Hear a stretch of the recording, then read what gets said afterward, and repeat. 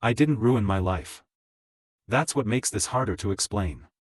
There was no single mistake. No disaster. No moment I could point to and say, that's when everything went wrong. My life didn't collapse. It thinned out. Quietly. Politely. Almost responsibly. If you had looked at me back then, you would have thought I was doing fine. Maybe even doing well. I met expectations. I avoided trouble. I stayed within lines that were never clearly drawn, but somehow always there. Nothing was obviously missing. Except me.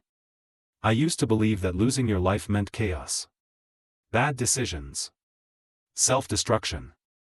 I didn't do any of that. I was careful. And that was the problem.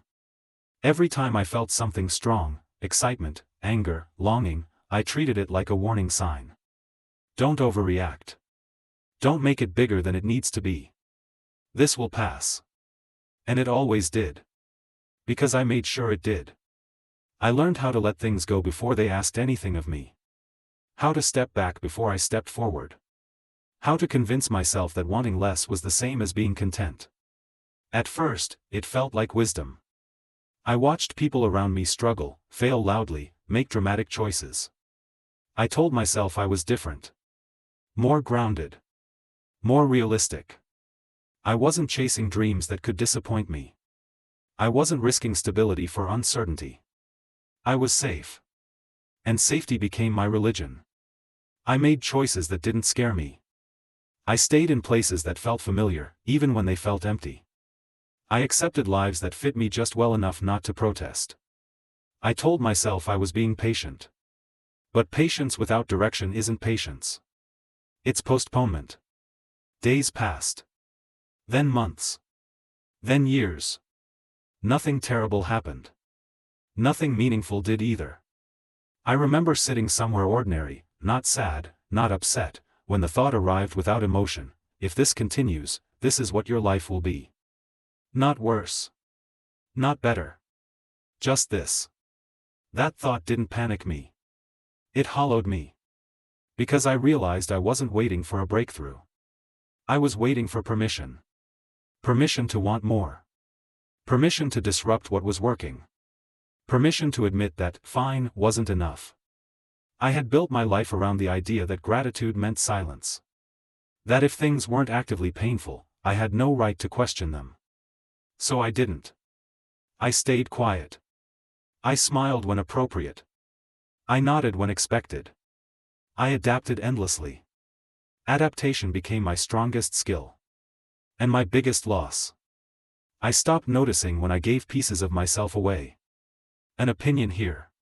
A boundary there. A desire postponed indefinitely. None of it felt dramatic. It felt mature.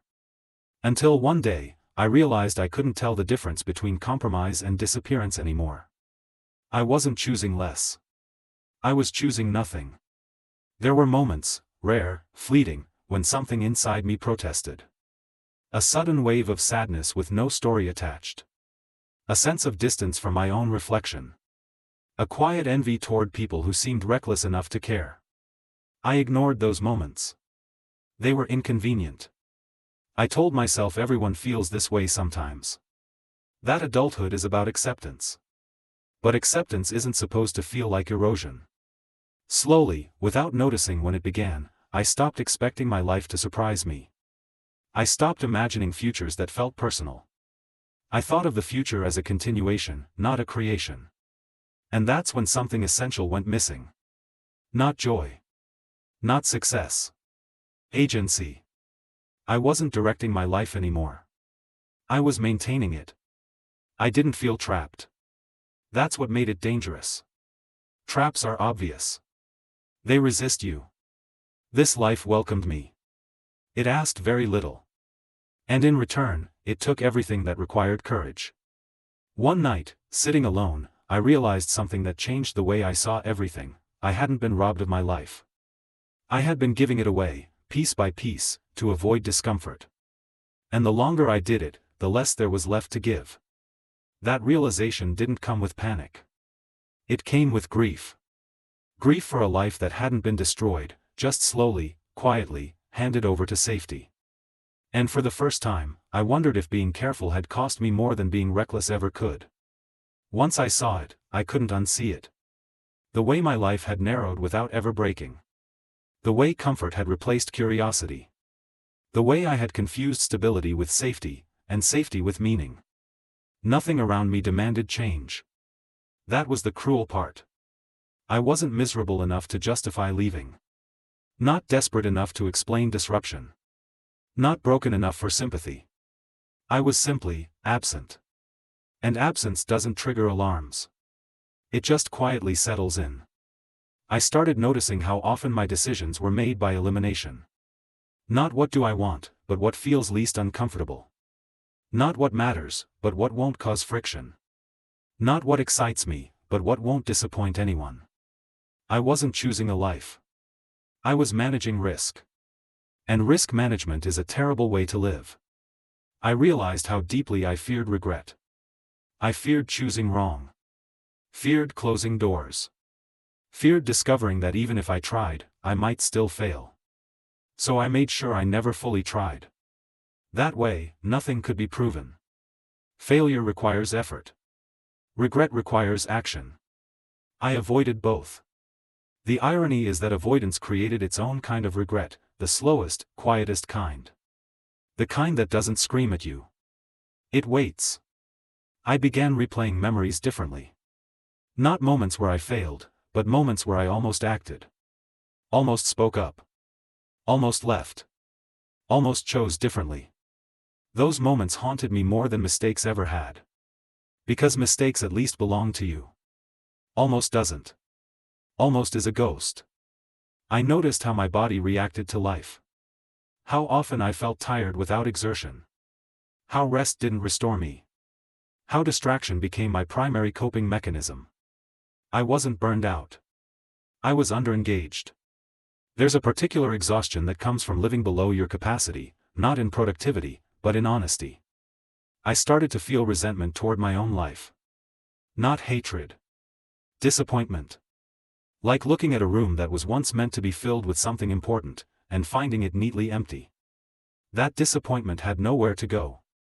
I couldn't blame anyone. No one had forced my hand. No one had trapped me. I had chosen this life because it asked so little of me. And now it was asking for nothing at all. That's when the darker truth emerged. I wasn't afraid of chaos. I was afraid of desire. Because desire demands action. It demands that you risk being wrong, foolish, exposed. By keeping my desires small, I kept my responsibilities small too. That felt smart. Until I realized I had made myself optional in my own life. The moral dilemma became impossible to ignore. I could stay, continue giving pieces of myself away to preserve comfort, predictability, and approval, and accept that this muted version of life was all I would ever know. Or I could stop giving it away. And stopping would mean loss. Loss of certainty. Loss of the image I had built. Loss of the excuse that nothing is wrong. Leaving a bad situation is easy to explain. Leaving a comfortable one is not. People understand escape. They don't understand refusal. Refusal to settle. Refusal to fade. Refusal to keep paying with your life just because the price is low. I began to test the edges of my own fear. I asked myself questions without softening them. What if this is the most alive you will ever feel if you don't change? What if safety is the reason you feel empty? What if waiting is not patience, but avoidance dressed up as wisdom? Those questions didn't bring answers. They brought urgency. I started noticing moments where my instinct wanted to move, and how quickly my mind shut it down. That reflex was automatic. Learned. And learning can be undone. I didn't make a plan. I didn't announce a transformation. What I did was stop giving things away for free. I stopped agreeing just to be agreeable. Stopped staying silent just to be easy. Stopped dismissing discomfort as immaturity. Each small resistance felt dangerous. And nothing terrible happened. The world didn't punish me for wanting more. It simply became unfamiliar. That unfamiliarity scared me more than misery ever had. Because it meant I was stepping out of maintenance mode. It meant I was no longer just preserving a life. I was questioning whether it deserved to continue as it was. And that question changes everything. Once you ask it honestly, you can't go back to pretending maintenance is enough. I hadn't ruined my life. But I was close to something worse. I was about to finish it without ever truly living it. And that realization made one thing clear: if I kept giving my life away, there would be nothing left to reclaim. I wish I could tell you that the moment I stopped giving my life away felt like relief. It didn't. It felt like standing in the middle of a room I had kept empty for years and realizing I was the one who removed the furniture. Nothing dramatic happened. No explosion. No sudden freedom. Just a quiet, irreversible shift. I stopped cooperating with the version of my life that required my absence. That was it. I didn't quit everything. I didn't burn bridges. I didn't announce a rebirth. I simply stopped paying with myself. I stopped saying yes when my body said no. Stopped staying when my instincts told me to leave. Stopped pretending that comfort was the same as peace. And the cost appeared immediately. Not as punishment, as friction. Conversations became awkward. Expectations cracked. People noticed that I was no longer as easy as before. Some tried to correct me gently. Others grew distant. A few reacted with disappointment that felt personal. That hurt. Because it revealed something I hadn't wanted to admit: my life had worked for others precisely because I was disappearing inside it. When I stopped fading, the structure shook. There was grief in that. Grief for relationships that only existed in the space where I stayed small. Grief for an identity built on being reasonable, patient, low maintenance. I had been rewarded for being manageable. Letting go of that reward felt like loss. I mourned the years I spent believing that wanting less was maturity. The moments I dismissed as not important enough. The version of myself that adapted so well they almost vanished. I didn't hate that version. I understood them. They were trying to survive without risking rejection. But survival had quietly replaced living. And once I saw that, I couldn't pretend otherwise. There were days I doubted everything. Days when the old logic tempted me back: things were easier before. You're being unrealistic. Why disturb something that isn't broken? Those thoughts sounded sensible. But they carried the same emptiness I had learned to recognize. Ease without engagement. Calm without meaning. I realized something uncomfortable: I had confused not suffering with being alive. I started measuring my days differently. Not by productivity. Not by approval. Not by how little trouble I caused. But by one simple question: did I show up today, or did I manage myself again? Some days, the answer was still disappointing. Change is not linear. But even on those days, something had shifted. I noticed when I was absent. And noticing makes absence harder to tolerate. I began allowing myself to want things again, slowly, cautiously. Not grand dreams. Not dramatic transformations. Small, honest wants. To speak when something mattered. To leave when something felt wrong. To choose discomfort over numbness.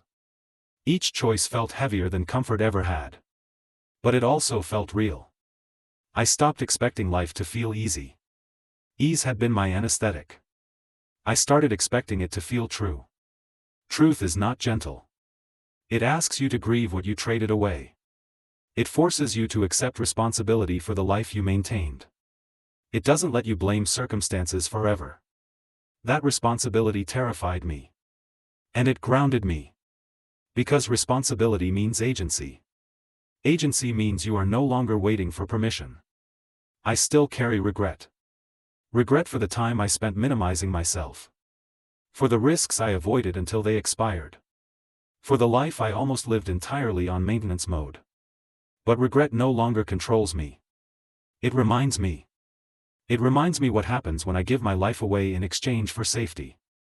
I understand now that I didn't ruin my life. That would have required bold mistakes. I did something quieter. I nearly completed it without ever inhabiting it. And that is a loss no apology can fix. If you're listening to this and something in you feels uncomfortably familiar, if your life looks stable but feels thin, if nothing is wrong yet something is missing, if you keep telling yourself you're being patient, this is what I learned too late to ignore: a life can be comfortable and still cost you everything. You don't lose yourself all at once. You give yourself away slowly, to convenience, to fear, to the promise of later. Later doesn't come. It just watches. I stopped giving my life away. Not because I became fearless, but because I became unwilling to disappear quietly. My life now isn't impressive. It isn't guaranteed. It isn't always calm. But it requires my presence. And after years of living as a caretaker of my own absence, that presence feels like the most radical choice I've ever made. I didn't ruin my life. I almost finished it without living it.